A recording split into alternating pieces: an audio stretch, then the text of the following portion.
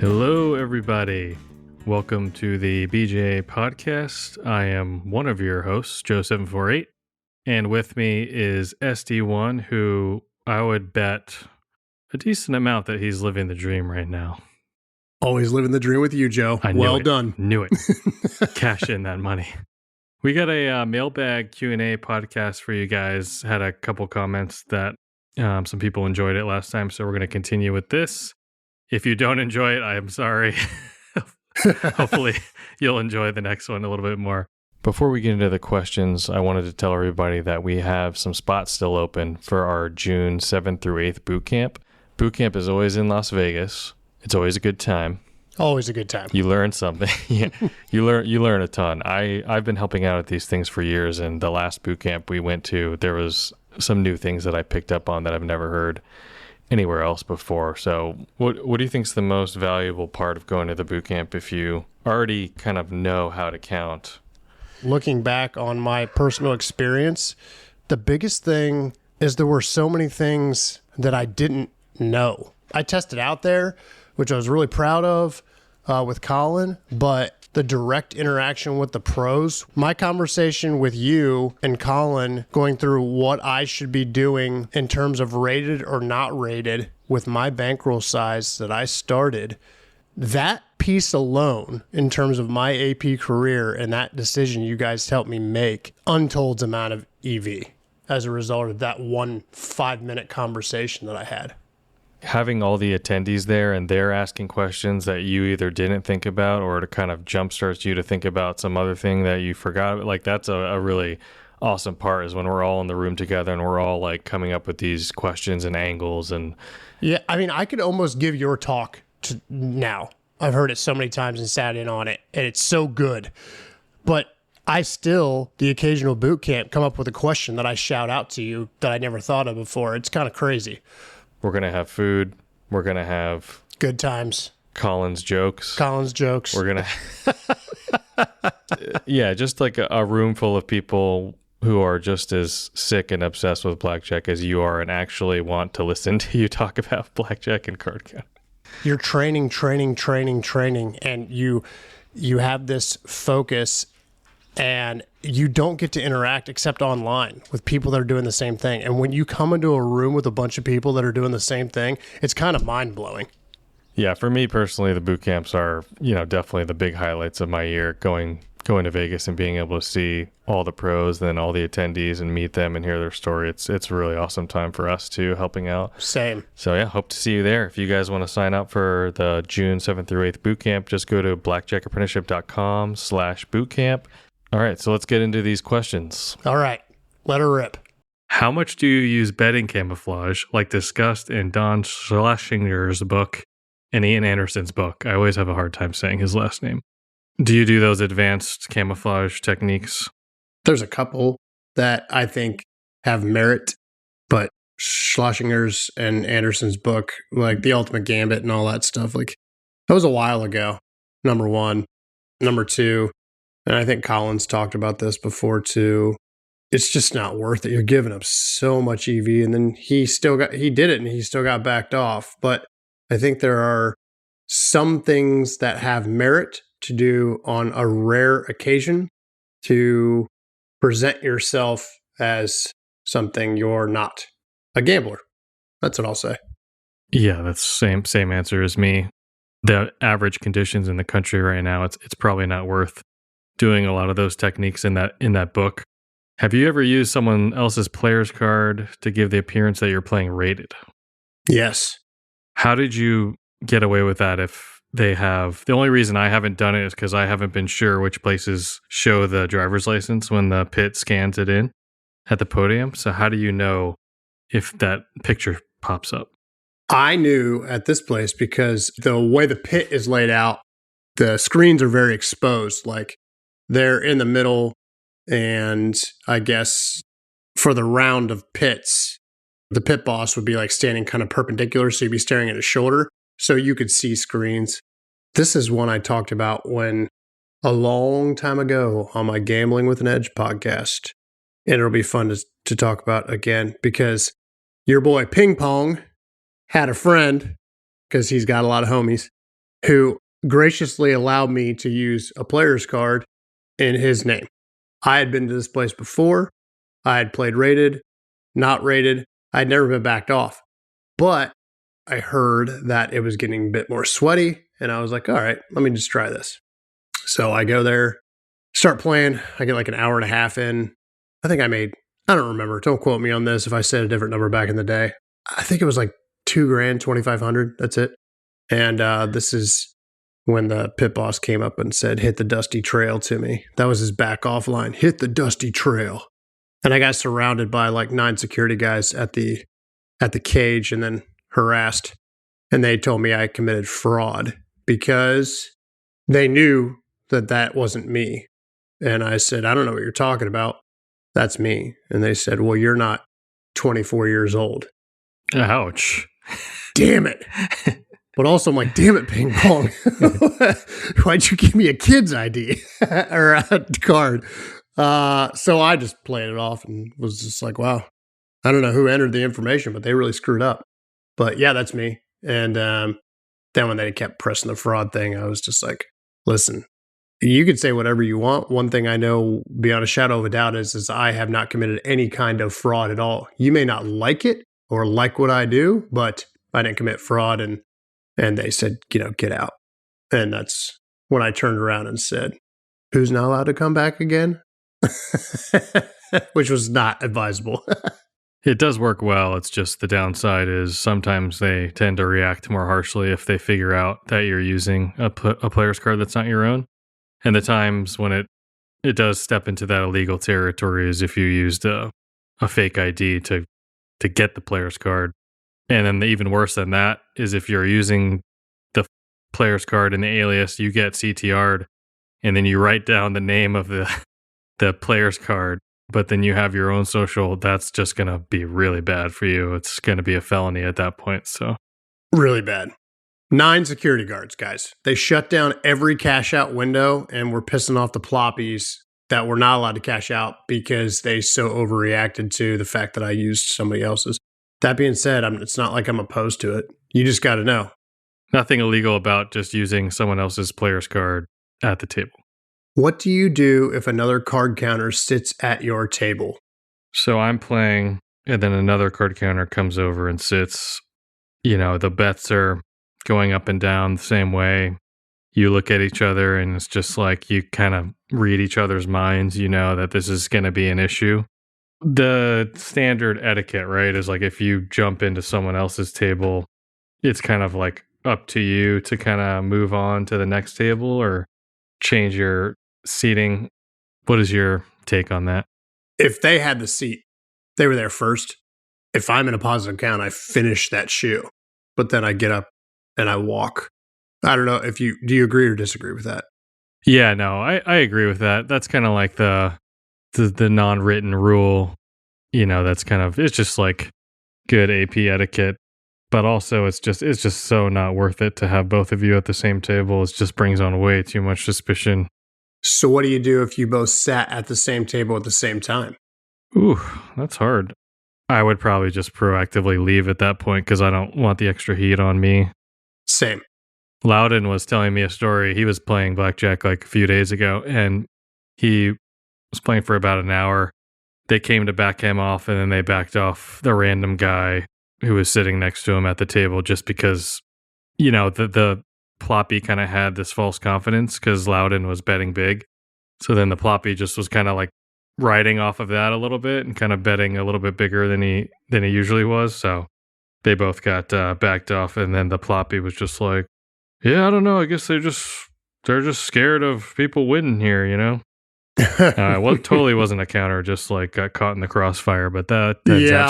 So if that happens to like a ploppy, it's definitely going to happen to 2 counters who don't know each other. 100%.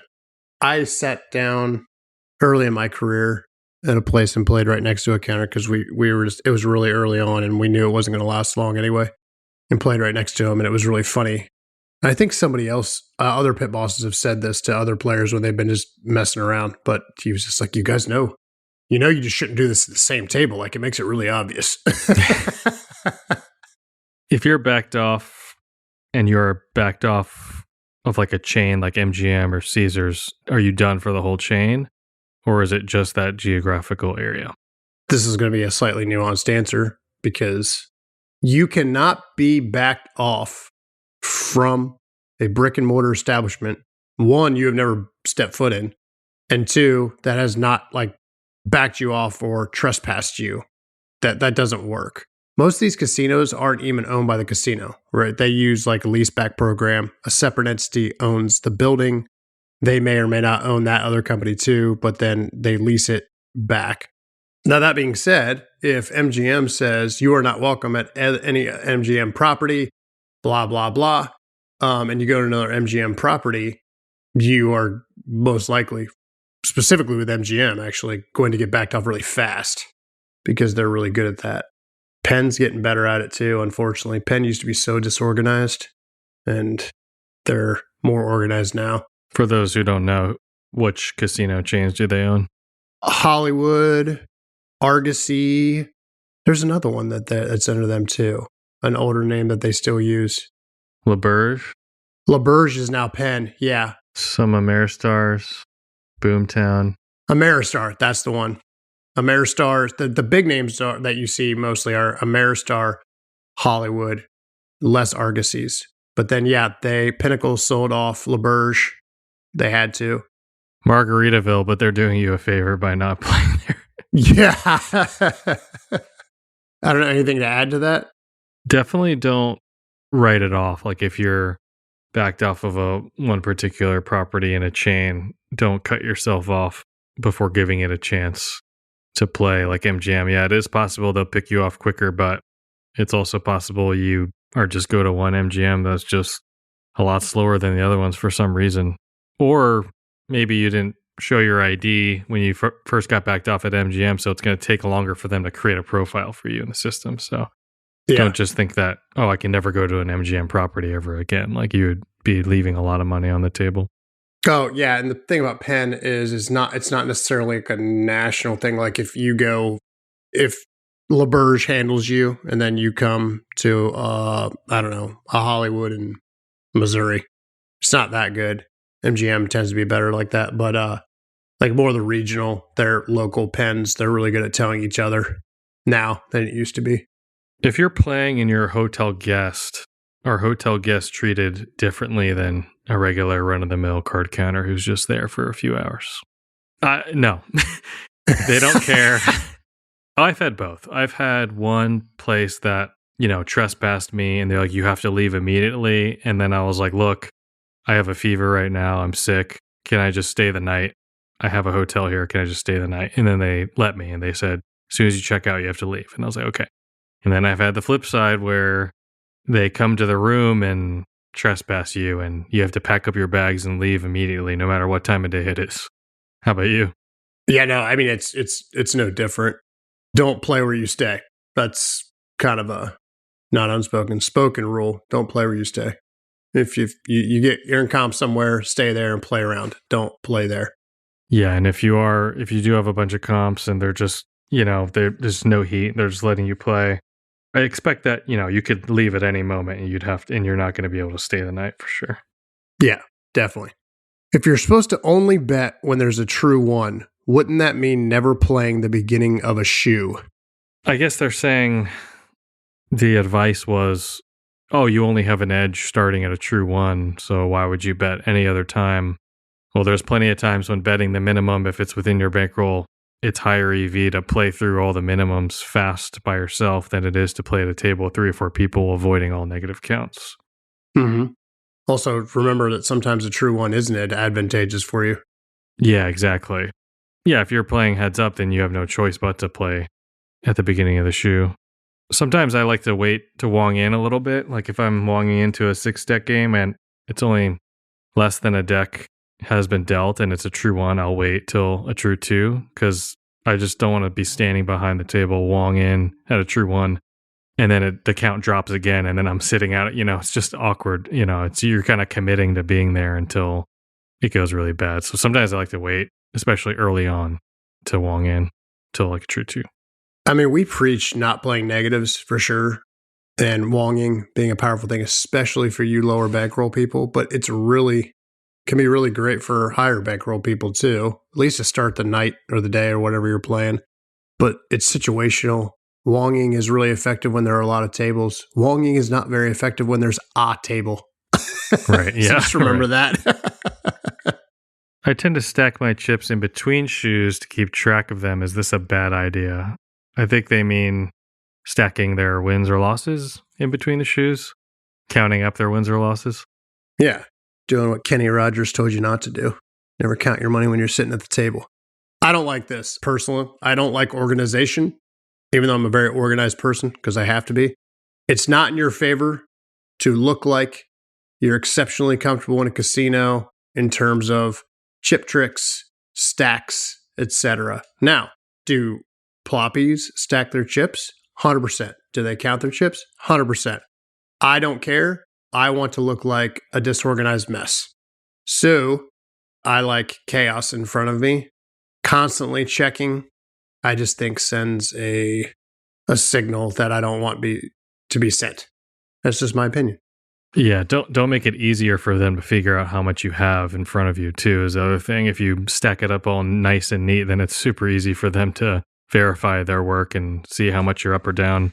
If you are going to be like counting how much you're up or down with the chips in between the shoes, I would only do it when you're down a lot or something, just to emphasize the fact that you're losing. Anything you can do to emphasize losses is fine. But yeah, also it's just kind of a mentality thing. It's just like, why are you counting how much you're up or down in between every single shoe? It kind of indicates that your heart is not exactly in it for the long term.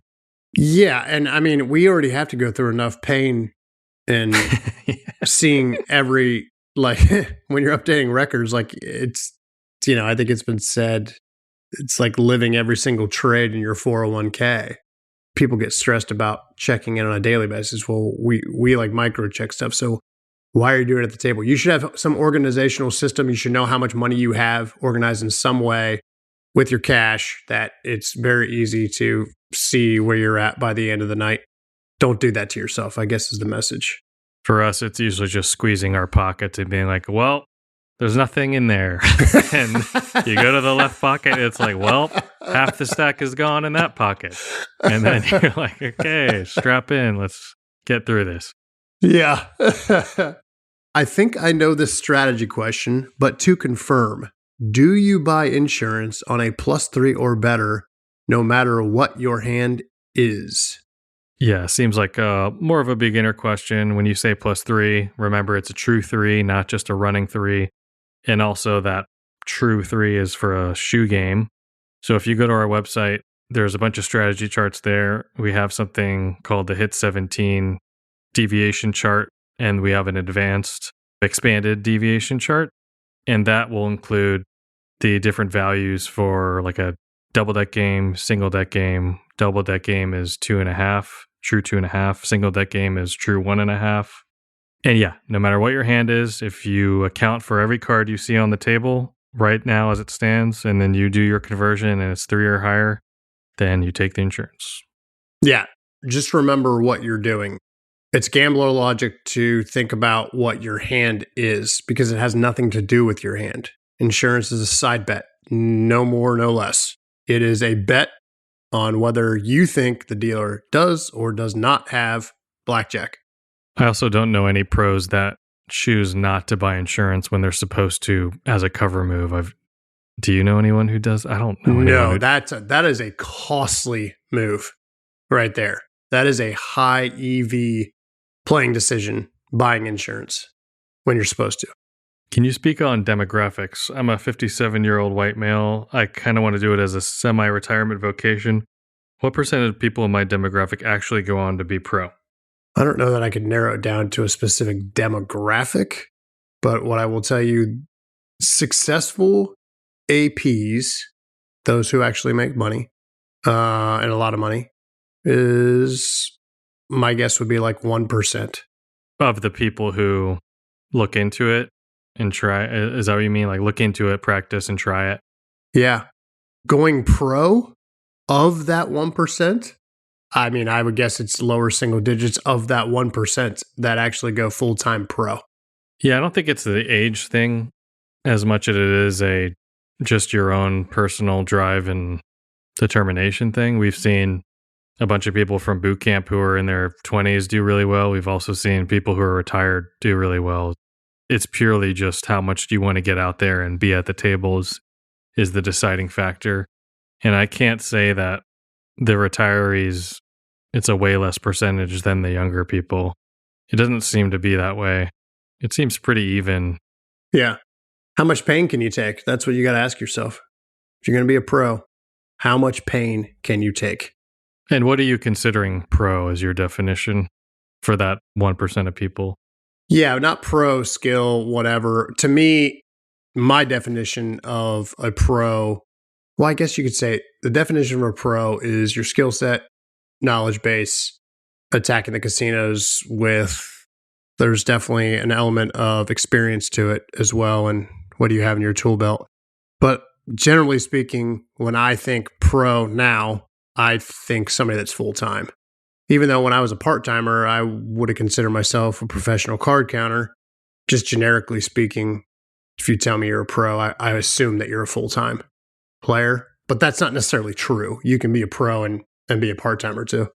Yeah, it's kind of hard to define because you could have the side hustle people who maybe the card counting accounts for like 25% of their income throughout the year, but they're still good enough to be like, they're playing at a pro level.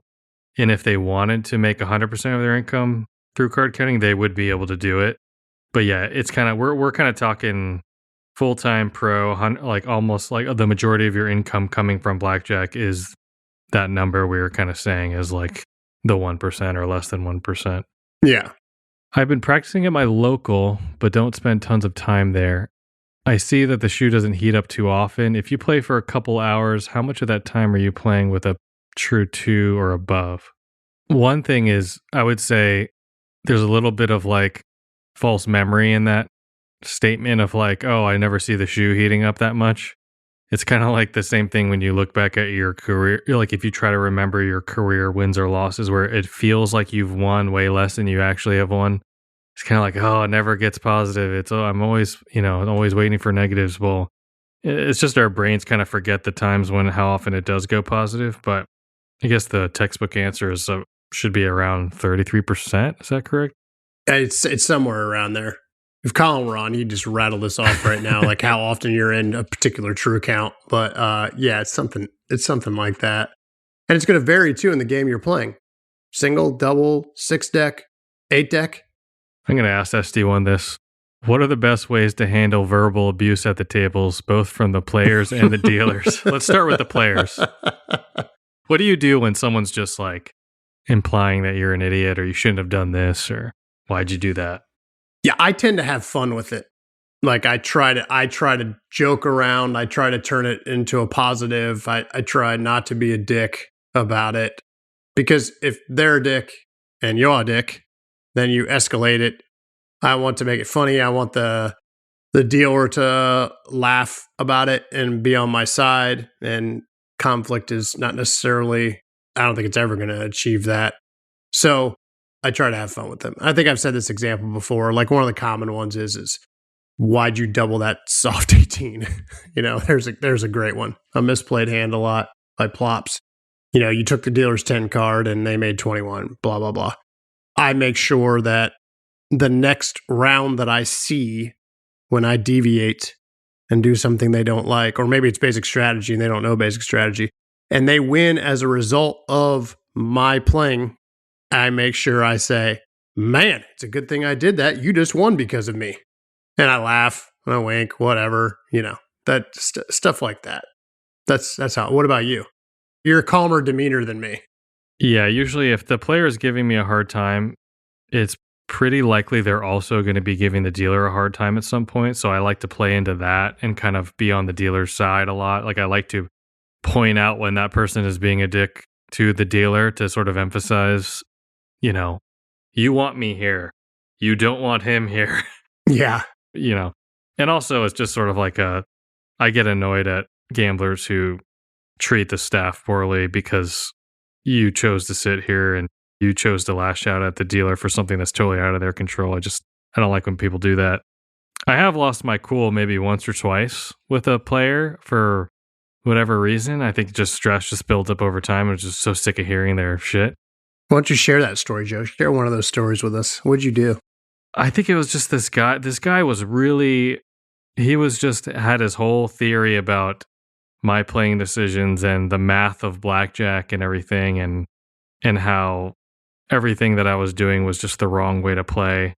And it really was tested me, and it took me so much to restrain myself from being like, this is how I've made my income for years by doing it. But then when you say that kind of stuff, they're not going to believe you anyway. It's just, unless you like whip out your chart and your log and your surveillance photos or something. What did Sassy do? Didn't she she was being criticized by another player so horribly, and then at the end of her trip, she wrote a note, and it basically was like her podcast on Gambling with an Edge and then BJA, and said something like, P.S. I'm a professional blackjack player. Or something like that, because she was leaving anyway. Yeah, it's a shame we couldn't have found that person to see what they thought of if they ever listened to it. If you ended up being that person and you joined BJA, drop us a line and let us know, and we'd like to hear your comment. That would be amazing. What about when the dealers are giving you a hard time? Yeah, dealers. I mean, the only experience I've had from salty dealers is around one issue, your favorite issue, tipping. If they're hardcore toe hustlers or they just feel very entitled to your money. But for the most part, I really find that being a pleasant person, a fun person, an engaging person at the table with the dealer really makes it nice at said table. Dealers really do, to your point earlier, I don't like when they get abused either. Dealers have to deal with that a lot. So I like to combat that. I like them to be on my side. But one specific example would be when they're toe hustling, they throw you a blackjack with a big bet out, or maybe a couple blackjacks, or you win a big double down or something like that. And they like to say something like, boy, dealer really helped you out there. At that point, I don't like when dealers do that. It really bothers me. So one line I have used, and I'm not recommending this, because again, you should want the dealer on your side, but this person is never going to be on your side most likely because you're not tipping if you're smart. I like to say, oh, listen, I completely understand you don't control the cards at all. And when I get my ass handed to me, I know it's not your fault. Just like I know when you give me good cards, it's not your fault. I've used that a couple times with those dealers, but I think personally, the best advice is to just not make a big deal out of them saying stuff, like laugh at it, pretend you didn't hear them, whatever. But sometimes it's really hard if they are a hardcore toe hustler. And I can't wait to hear your response on this because of your feelings about toe hustlers. I've talked about toe hustling at length here, but I'll keep this short. I mean, there was a few times when I've had some dealers be pretty pissed at me, especially the places where they keep their own. I think that more than any time, for sure. And this guy stopped bringing his toke box over to my table, and then he got reprimanded by the manager. It was like, hey, you can't leave your toke box in the pit. And then he just kept saying, like, why do I have to bring my tote box over to that guy? He's not going to tip me anyway. Just openly saying it to everyone. And then at that point, I was just like, all right, I've lost it with this guy. I'm not going to be able to win him over. It's with both just being nice or whatever. So I would just try to make him laugh at that point for the rest of the session. And then he was telling a story about how he was trying to remember the name of a casino in Southern California. And then so I was like Pachanga, Tachi, Pala, Thunder, Fantasy Springs, Grayton, Agua Caliente, Shumash. And then I listed every single casino I've been to in Southern California. And then he started laughing finally it was the first smile or laugh he had the whole time, because he was just like, all right, I know you're professional. I know you're here playing, counting cards. He at least broke there. So I was able to break him. And after that point, he was less grumpy. So that was nice. But yeah, just try to be low maintenance player, polite is kind of all you can do. I mean, yeah, every once in a while you want to just get on your soapbox and talk about corporate greed and how they're responsible for paying their employees when they're ripping off their customers and everything. But I mean, it's not going to help most of the time. Nope. None of the time. Actually, it's not going to do anything for you.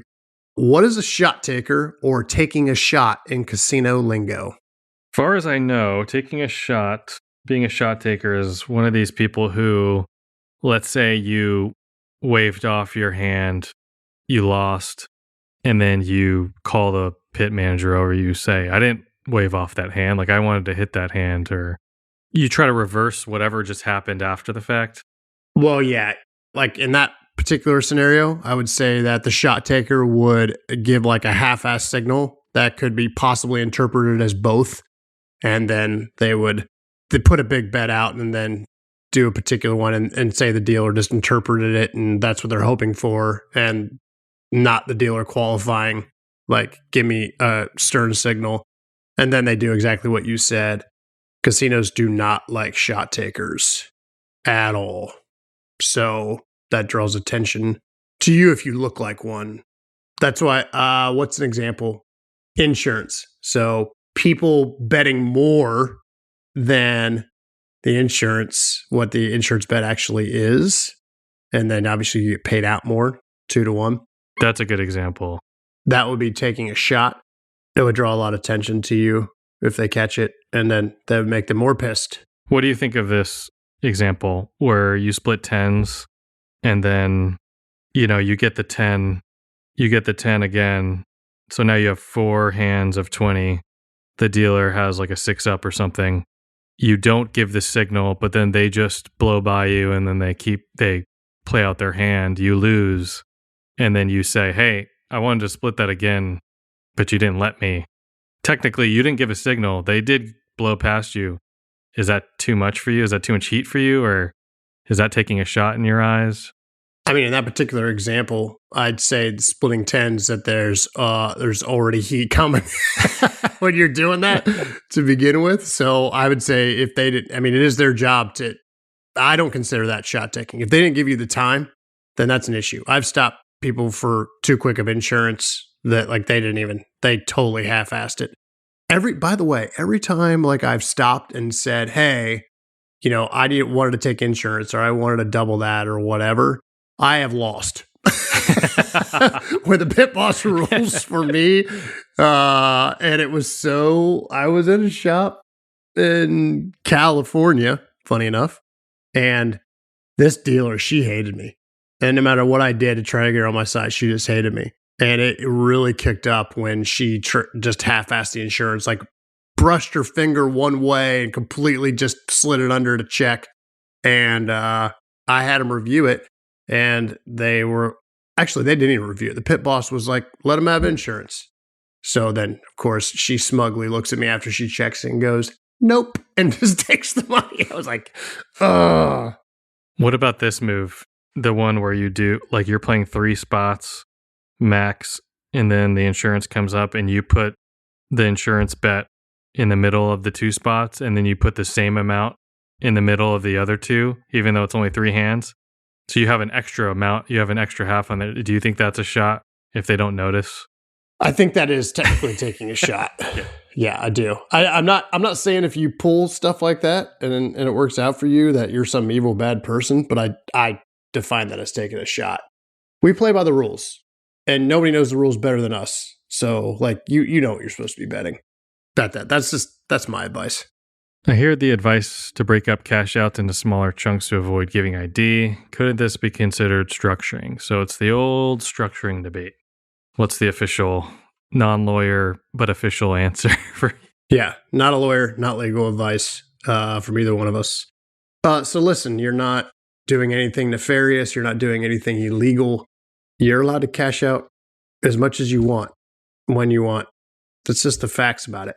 I think it's very different to break up cash outs to avoid ID at a casino than depositing broken up monies at a bank to avoid specifically getting a CTR. That is 100% structuring. At a casino, let's just break this down. We're playing with fun coupons, fun chips. Like, it's your leisure. just like tokens or whatever at a carnival. Like, like I'm sorry, it's the same thing to me. So as long as you're not doing anything illegal or nefarious, that's what I say. It is not structuring. Now, could somebody report you and say that they believe you are structuring? Yeah, sometimes casinos are real dickheads and they will SAR you, suspicious activity report, just to be a-holes, to be honest. So could it happen? Yeah, they could. Why is the distinction, like when you said the bank thing, if you're not doing it for an illegal purpose, why do they consider it different? Yeah, that's a good question. Because you literally are avoiding identification at a financial institution like a bank. If they catch on to it, they are 100% going to report you. And some might argue, well, a casino essentially is a de facto financial organization, which you're not wrong when you say that. They can loan money. They exchange a lot of money at a teller window. I can just tell you my experience working at a bank. They catch that, you're definitely getting reported and you're going to have some explaining to do. The best situation you can be in is to have CTRs everywhere. So that way, like if you are confronted, like what you're structuring, you're avoiding it. No, I'm not. Here's 30 CTRs that I've had. Go ahead and check. I don't care about CTRing. Like that's not a big deal to me. Why would I care about that? And then good luck with them making a case in court. He was trying to avoid a CTR. Well, then why does he have 30 CTRs this year? Makes no sense. Do you use more cover when playing during the daytime, Monday through Friday, since the casino is less crowded, and treat this with an optimizing approach? Or do you take advantage of the casino being slower with more potential heads up time and maximize the opportunity?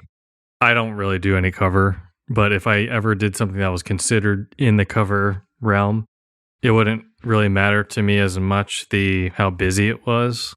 It's kind of more of like a one-on-one interaction with whoever is in the pit and how close they're paying attention because, well, I never do anything based on what I think the surveillance is looking at or not looking at. It's just impossible to determine. But if I have like the main pit person and now I have a secondary person who came out of nowhere, crossing his arms, staring at the table, watching me play, if I were to do any type of cover, that's when I would do it. Yeah. Not looking at how busy it is, or do you have a different approach?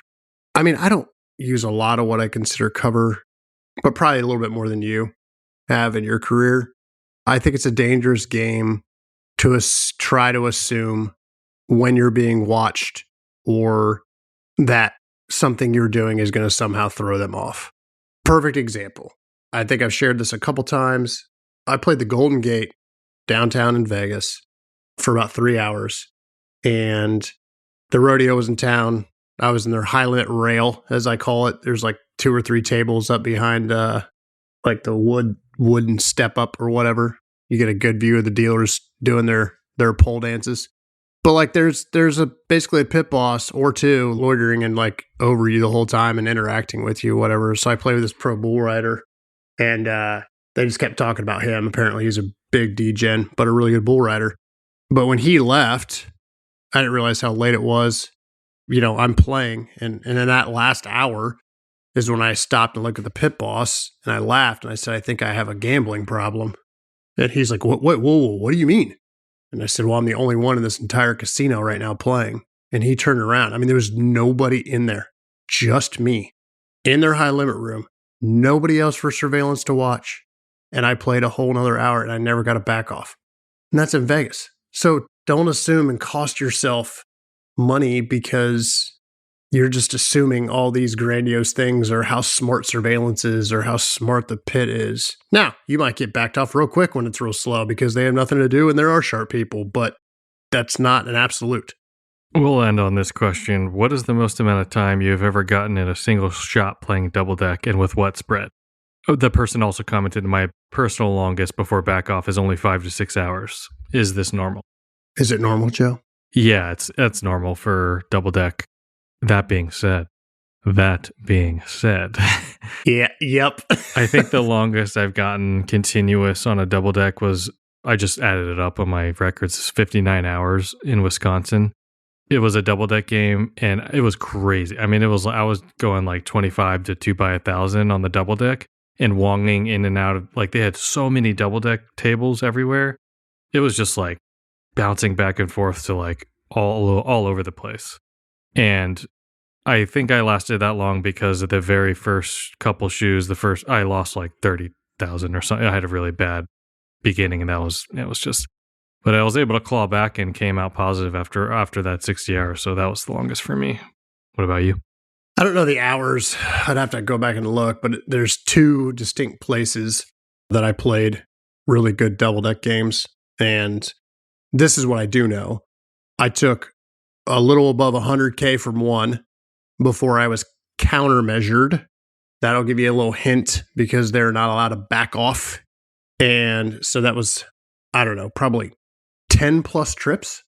And I began spreading smaller, and I got up to 2 hands of 50 to 2 hands of 800. That's not actually technically true. I would also occasionally drop to 1 hand of 50. So technically my spread was 1 hand of 50 to 2 hands of 800. And then the other place that I never got backed off from, and I am still good at, I took over 120,000 from them. I just have not been back yet. And I'm still good there. And I double deck and spread up to 2 hands of 1,000. Same scenario. I played it a certain way with a lot of insider advice from a good friend of ours, JC Rocks. And by the end of it was just like, I just want to see how much I can push this, and never got backed off. So I could still go back there. But with their new ownership, I'm guessing that would not last long. That was an older situation, but you never know. You never know. That's the whole point, is you never know. You got to try. Yeah, got to try. But the 5 to 6 hours, I mean, generally speaking, I agree with Joe. That is not uncommon. Actually, that's pretty good. Yeah. Yeah.